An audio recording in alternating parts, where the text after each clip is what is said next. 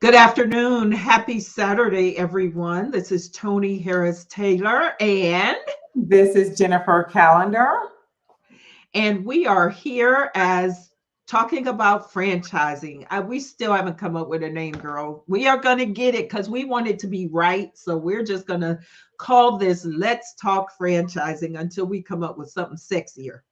We're going to take our time, and we know that wherever we land, it's going to be just amazing on the name. So we're still open there. So, How but was no your week? worries. Yes. How was your week? Tony. So I've shared before, I think I've shared with our audience that you have me leading this referral group for franchisees. And it's just Mhm. really taking off with the interest with franchisees wanting to come together to share and build their businesses. And I have a number of people that when I do launch, it's going to be amazing. I am so excited about that. So that's been my week. It's just wrapping my brain around getting the participants in the group. And I'm just so excited. Yeah. And our guest, we had a call with her this week, and she actually sparked something in me Yeah. around a mastermind for franchisees. And so since I'm a franchisee, it makes sense for us to have a mastermind around franchisees. So much is moving so quickly, and It I'm so is. It is. grateful that we have maximized our time with the IFA. I just did a conversation around networking. So if you'll indulge me for Sure. 30 seconds, I want to talk about stop showing up and nothing happens. Wow. Stop showing up and nothing happens. So I have a stack of business cards right here from IFA. Many of them, like Clara, who's our guest, I got on my schedule on the spot. But what I figured out is if I don't take the initiative, nobody's going to call me. Why do we show up, especially when we fly across country, pay for hotels, That's right. pay a big registration fee to pass out a bunch of cards and nothing happens? I totally Yeah, agree. I totally it's agree. just we And got to even stop with it. the best of intentions, right? You connect, you say we're gonna get back home and we're gonna continue the conversation, but you have to be purposeful in that, right? So I say the you, and that you may be both parties, but someone That's needs right. to make it happen. Somebody's got to show up and make it happen. So I sent out a video requesting that these business cards connect with me, and I make it so simple. Yeah. And so my message today is show up and follow up. And so we did that with our guest, Miss Clara. So I met Clara the first day of the conference. We were both in the franchisee forum. We were getting coffee together and said hello. It's amazing what happens when you say hello to someone. And we sat next to each other. And she says, this lady, when she introduced herself, she said, this lady here is my new best friend. And we've Oh, known, I know. And so we booked an appointment, and then I started learning more about her. And I'll let her tell her story, but she's amazing. And I'm looking forward to you all meeting our guest, Clara Osterhage wow. from Dayton, Ohio. So I'm bringing her up to the stream. Welcome to Welcome, StreamYard. Clara. Thank you for having me. I appreciate it. The So time we shared with Claire, she's such a shining light and she has so much passion, and that will come through with what she has to share with us. So I'm just so excited, Claire, for you to join us. Thank you so much. You guys know how to make a girl feel special. well, you are special. You So are. let's start with your background. When we met and had our one to one, I found out you started as a social worker. So start there for me. How does a social worker go from social work over to a franchise owner? My passion has always been people, and to be quite frank with you, it was not planful. It just happened to be the best fit ever for me. So I was a medical social worker, rose into administration, loved what I was doing to an extent, and then was just this opportunity came in the newspaper, a display ad that said learn about franchising, and my husband handed me the newspaper and I made a phone call, I got a VHS tape that I watched and fell in love with the concept, having no idea at all that I would be able to use my background in social work as a business owner. So that was how the story began. Okay, so I'm gonna tell it because we like to keep things 100 here, Clara. And I seem to remember that you were ousted out of your job because they thought somebody with more degrees was qualified. Because and the reason why I bring that up is because we have a lot of viewers in that same situation. And they are like, what do I do? I thought that I was a shoe in for that next level. That's right. I've been there myself and I've been passed over. And it's like gives you a new perspective. And so, am I right? Is that kind of the Oh, story yeah, that? yes, you're absolutely right. And I actually had 3 degrees, so it took a physician to replace me. So I felt better about it because it was a doctor. But I agree with you. Most of the people who own franchises that I know of lived in corporate America, and for whatever reason, because they were burnt out, they got passed over, they lost their job, went through a RIF process for many different reasons. People find themselves wanting to be entrepreneurs and wanting to own their own business. So we all have a lot in common. Yes. Yeah. And sometimes that negative event is just the event to get you to take the drastic steps you need to take in order to go to your next level that you can't even see yet. I'm going to say that Absolutely. again. That negative event is what you needed to take the drastic steps to go to your next level that you cannot even see. Mhm. So, Clara, how did you choose Great Clips over all the franchises out there? So I'm unlike a lot of other people looking for a franchise. That's its own industry. Being having a brokerage and being able to represent a million brands is a beautiful thing. It was a display ad in a newspaper, and I watched it. Everybody went to bed. I had very young children at the time, and I watched this VHS tape. I keep reminding myself that they don't even make those anymore. And it was an infomercial on franchising. And so what captured my attention was, a lot of businesses that are not franchised tend to fail. They say that 90% of them fail, which is a really sad thing. For me, I needed something where they literally handed me the recipe and said, here's how you do it. Now you bring your skill set and make it work and be successful. So at the end of that video about franchising was an infomercial on Great Clips. And so I watched it, and the salon, the photos of the salon were absolutely beautiful. And I'm like, I can do this. I can do this. So the Wow. next day I announced to my husband that I was going to open a salon. And And I you're didn't not have even no a money. stylist. No, You're not a right. stylist. No. That talk about drastic. Hmm.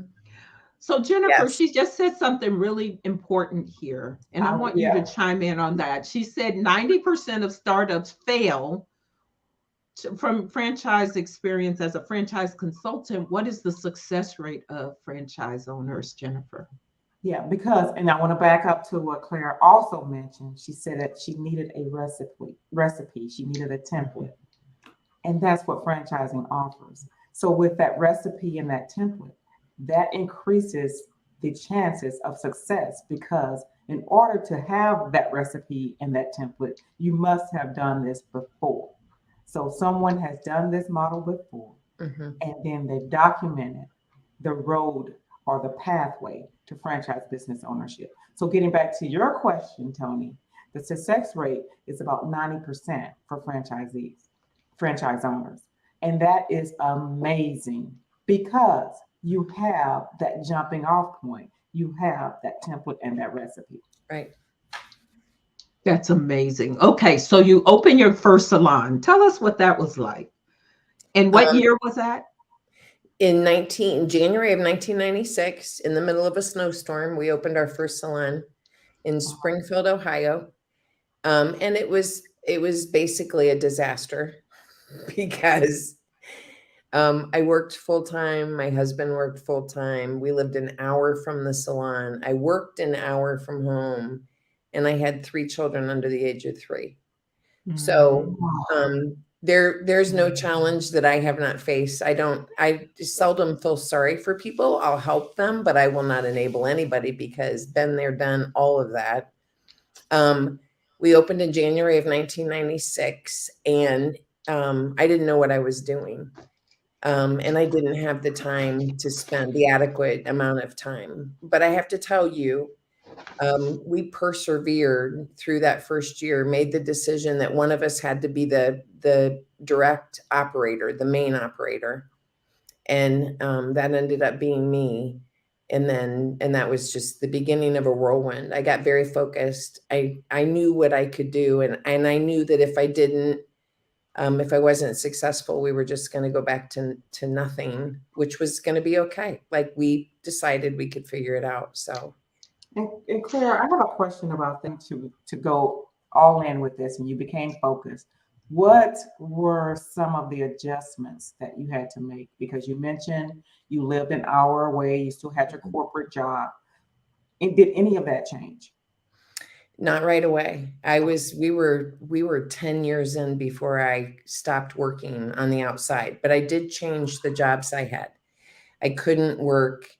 I couldn't be as responsible, have that much responsibility. So I did a lot of crazy things. Like, I worked in a factory. I worked nights for a while to put food on our table. This is truly a, like, we were in an interesting place financially, but you have to, for me, and I could tell you stories about women against the world, because Mm, I went to banks and begged. Um, so talk about adjustments, Jennifer. One of the big ones was figuring out how to address men in banker suits who are making decisions about my future. And I figured that out too. It's all about relationships, yes. finding people who trust and believe in you. So it is. So it literally was, we did whatever we had to do to get from point A to point B, and then had opportunities to buy salons, to open more salons. And once you get to a place where you have enough, you're able to change what you're doing and how you're approaching it. So those changes came very slowly for me. Mm, mhm, mhm. So, how do you go from one, then to two, then to 82? Mhm. With passion. Yeah.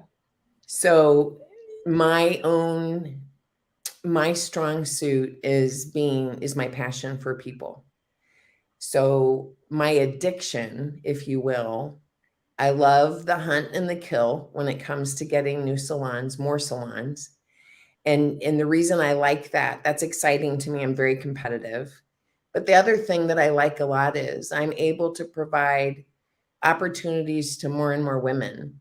So this industry is predominantly women on the cosmetology side. Predominantly women. So many of them are head of household. Like I mean, they're typical Mhm, USA head of mhm. household. A lot of single parents, and that's where my social work experience and my heart came in, because it's really important to me that they have good jobs that provide them with living wages so that they can take vacations and plan for their retirement, have health insurance, have a 401k. Mhm. So that was the driver, and it's amazing when you do that and you are that for people. It's really easy to grow, and because you have more folks helping you on your mission. That's so And so good. that's we've been very lucky. I've been very blessed. We've been in the right place at the right time. And I have a lot of people who are counting on me. Yeah. So I see that as an obligation. I have 650 people that I pay every week, Wow.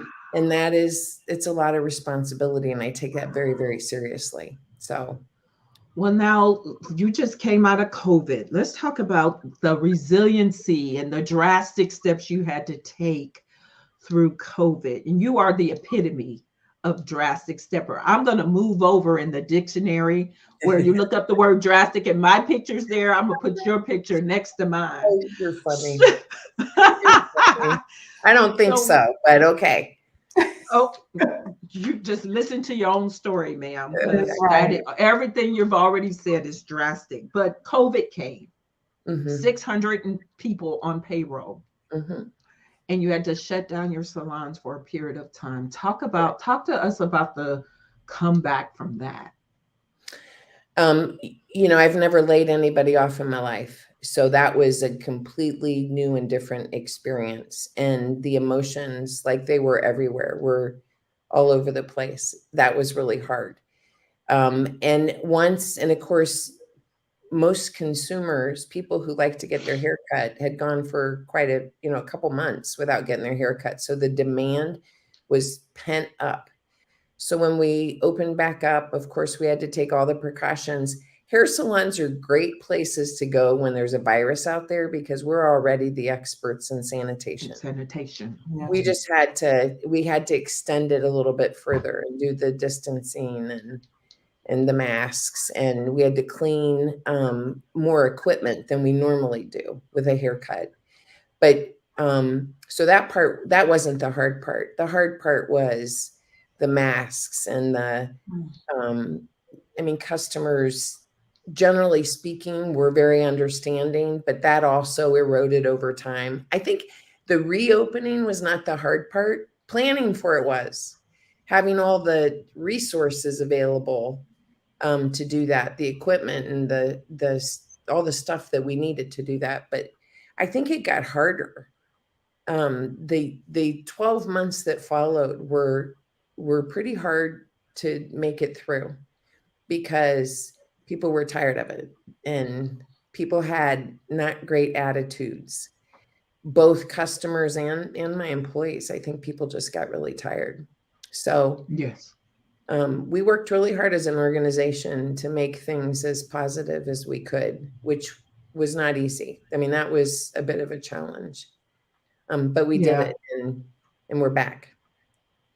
So, as you know, thank you and congratulations. And I know managing people's attitudes was very difficult. Mhm. But as you know, and you just said, relationships are everything in business. Everything. And so, how have relationships helped you to stay in business? I think that's probably the most important question you've asked me so far because it's sort of my own little secret to success. And I just talked to a potential Great Clips franchisee from Canada the day before yesterday. And I told him the most important thing you can do is line up your personal, local resources that will help you as a partner build the business, not a real partner, but a partner um, in service, if you will. So to me, that's your banker. I use a local banker. I don't use big companies. I have a local lawyer who's been with me for years and years and years, who knows what I like and takes care of me. I also have a local accountant that is a very important member of my team. And so, with those three resources always there for me, that relationship has gotten me further than anything. Mm. It really has. You just gave me a nugget. Thank you very much. Oh, Because you're welcome. I'm a part of a big box bank, and although I have an okay relationship, their hands are tied because they're a big box bank. That's right. That's So right. I need to find a local banker who knows me, knows my business. Thank you. That's the nugget I got. So, and they're small and intimate, so they will know me. Exactly. And the pay, I remember So it was when we were preparing to open I think it was our fifth salon, and I wrote a business plan. The hospital that I worked at before actually paid for me to get my MBA. So I have a bachelor's in social work, a master's in social work. I have an MBA, and I was really good. My project before I graduated was I wrote a business plan, and I love to write. So I wrote a business plan. I was very proud of it, but I would go in and see these people at these banks, and they didn't even want to hear what I had to say. They're, thank you, Mrs. Osterhage. No. Mhm. Mm, no. Hmm. I found a banker, a very young man, um, at Fifth Third Bank in Dayton, Ohio, and he saw me through probably 15 years of growth because he believed in us. He was willing to go to bat for us. Mhm. We started this with no money. I mean, I literally used $35,000 out of my 403B, my retirement, and that's how we opened our first salon. So everything I did, I could teach you ways to open a business on credit cards. Bad idea, but sometimes you got to do what you got to do. Got to. Hmm. And there were other things that I was able to do that people laugh and go, I can't believe you did that. Well, and I can't believe I did it either, but you find a way. I mean, when you're driven and you know where you're going, you find a way. So those relationships come back to you two and threefold. It's just like the relationships, Tony, that you have with people now. I mean, look at your relationship with Jennifer. You're going to make each other stronger. I love what you're doing. It's no Thank different. you. Like it's the power of people and the power of relationships and working together. I Wow. love that. Thank you for seeing that in us. I So do. thank you. Clara, you are What? building a legacy business. You got kids working in your business I now. do.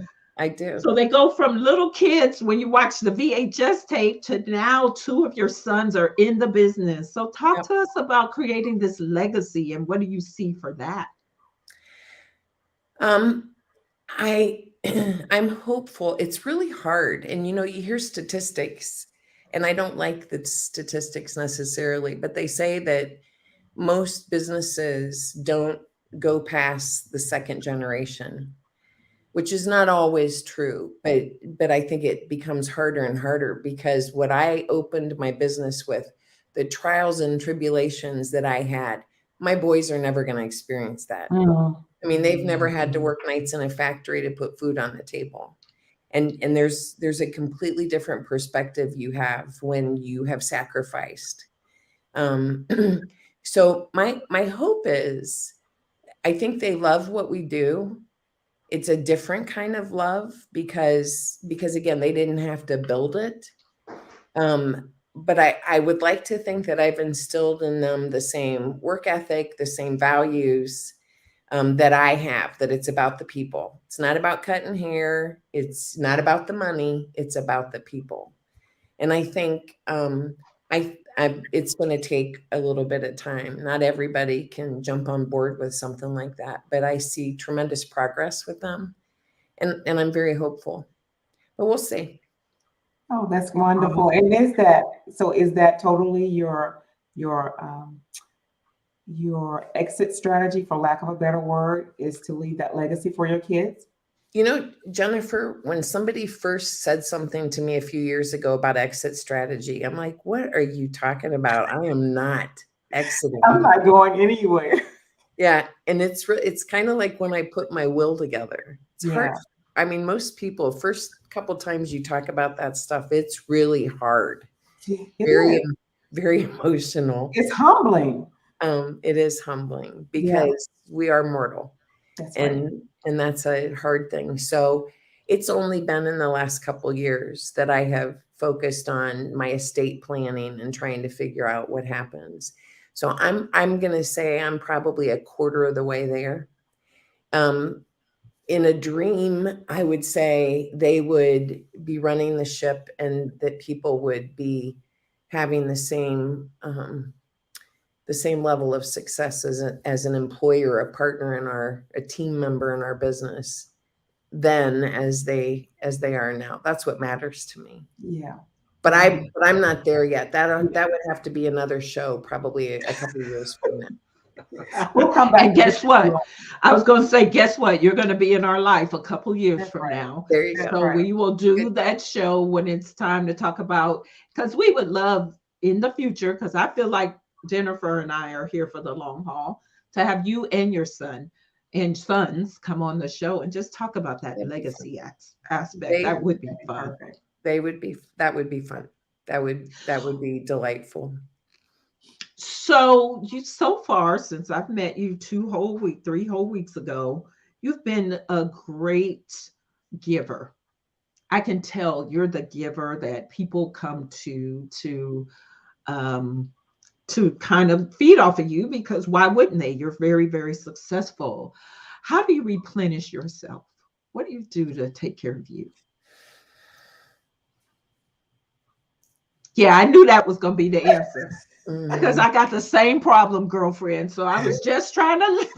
Yeah. So that silence, Clara, speaks volumes. Okay. Yeah.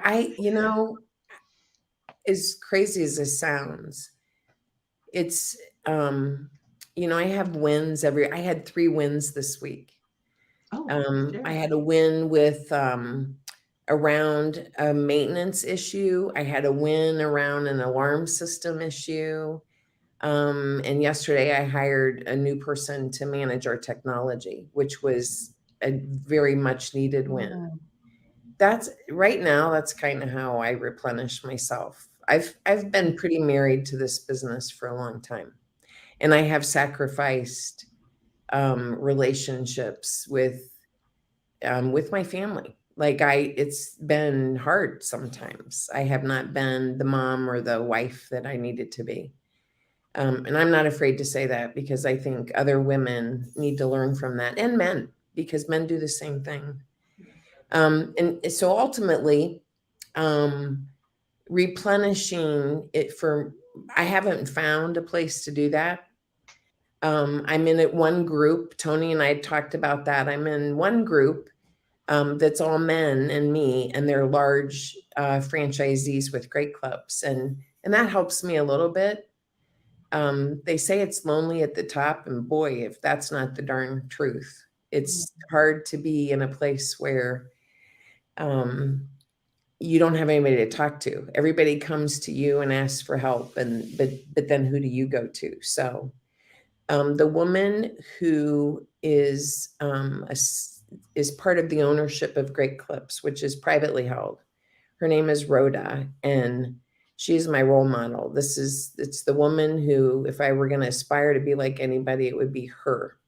Mm, She's so smart, and she's so driven, and she's also married to her business. So, and mm. she's just now starting to figure out how to replenish. And Um, balance, yeah, balance, balance. Yeah, yeah, it's so key. hard.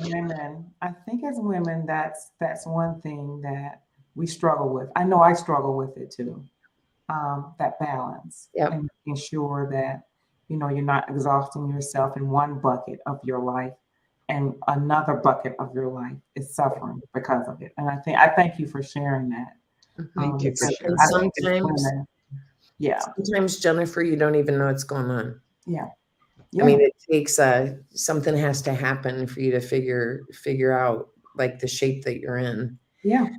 And this 2 years of COVID has really, and I know for many, many people, like it really took my bucket that way down.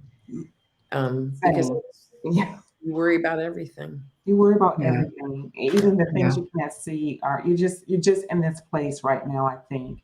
Yeah, So I think that important step of replenishing yourself, we need to take time for that. I So in agree. saying that, I'm wondering what's next for Clara. So Yeah. What's next for me? I'm excited to be traveling a little more. So the IFA is one of 6 or 7 events that I'm going to this spring. mhm, And so just getting out has been very helpful. Um, I don't know. I mean, I don't know I don't have any distinct plans right in front of me. We continue to open salons. We have a couple more coming.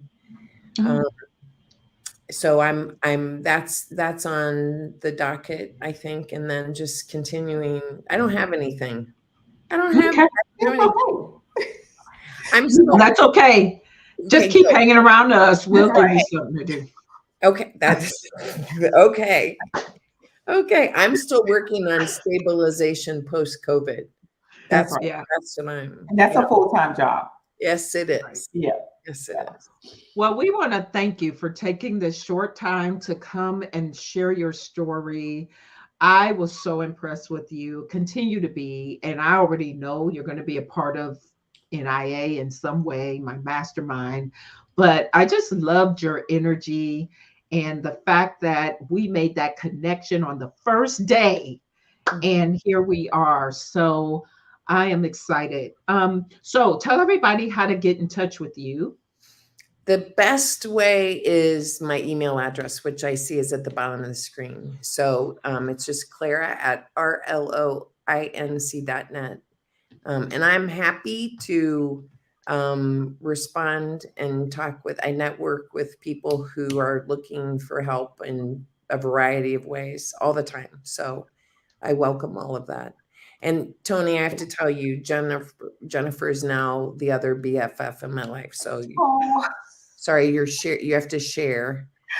I I don't just, know where, yeah, I don't know where I was when you two met. I think I must have walked away, or you were in a No, session.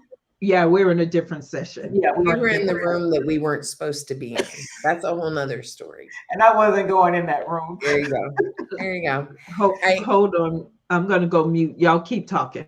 Yeah, okay. but in that, you two made a great connection, and I'm so happy that you did, because we wouldn't be here if you hadn't. That's And very I good. think our audience will just relish in the fact that you've been so transparent, and the fact that your spirit is a giver. I see it throughout everything you've shared today. So I just want to personally thank you as well Well, I want to for doing personally thank both of you because you're the same way. So thank you. Yeah, Thank thank you for you. including me. So, yes. So, we're going to take you off in the background. Okay. Just sit tight and we'll be right back with you. Thank you so much, Clara, You're for welcome. trusting us. And she was like, "What am I going to say?" I'm What like, am I "Girl, gonna this is say? What easy am I gonna do? easy." You want me? That's what she said. You want me? Yes. Thank So, you. thank you. And we'll Yep. be right with you. Thank you. Wow. We continue to have Amazing. amazing guests. Amazing. Amazing. Her Um, story is phenomenal. I think her story, she took the story in a direction I don't think any of our guests have taken it, with her own personal journey as a woman and how she's kind of walked this journey. And I think that perspective is so important. So kudos to her. Absolutely. Yeah. Yes. Wonderful. Well, next week we have a superstar guest, the godfather of networking, Mr. George C. Frazier. And we are so excited because Dr. Frazier is having us speak. He's never had a duo speak at his conference, but he thought the topic of franchising was so important that he's bringing us on as a That's a dynamic duo. dynamic duo. And So we're excited about that. So definitely tune in next week, where you'll be hearing from Dr. George Frazier. Yes. And if you need to get in touch with us, if you're interested in exploring franchising, right? It's a process. So you're not going to buy a franchise just by calling Jennifer overnight, right? It's not going to happen that fast. It's But not you a one have to and start done. right. You got to start the process. That's So right. please contact Jennifer to get an appointment and just explore what's possible. And then if you're looking to grow uh, through networking, joining Network in Action as a member, possibly being a leader under my franchise, or even becoming a franchisee for Network in Action, which, by the way, it's on a much discounted rate of $10,000 right now. I paid 40, and that's going to change real soon. So if you're interested in looking at franchisee, give me a contact for that, because it's been the best thing I've ever done for my business and for the people that are now in my network. I've watched my caterpillar business owners change to butterflies right before my eyes. Amazing, amazing. And what a Yeah. wonderful way to start your path to franchising. An Yes. easy entry point with NIA. Yay. Well, thank you, Jennifer, for being so fabulous. I love having you as a partner. Oh, You I keep love it keep as me on well. my toes, and Every we, Saturday we have so much fun on this show. I mean, this is amazing. So, yeah. another great show. Awesome, awesome, awesome. This is Tony Harris Taylor saying, take a drastic step today. For a fantastic step tomorrow. Bye, everyone. This is Bye. Jennifer Calendar. Bye. Bye.